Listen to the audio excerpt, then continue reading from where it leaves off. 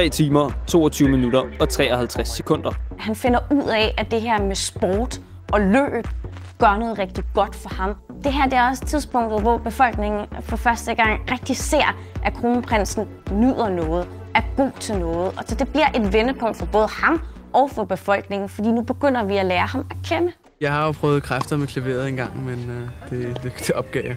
Var det for kedeligt? Ja, det var det nok lidt. Mens forældrene forgaber sig i finere kultur og klassisk musik, er kronprinsen mere til rock, og så excellerer han inden for kropslige udfoldelser. Udover løb dyrkes tennis, ridning, skisport, cykelsport og sejlads.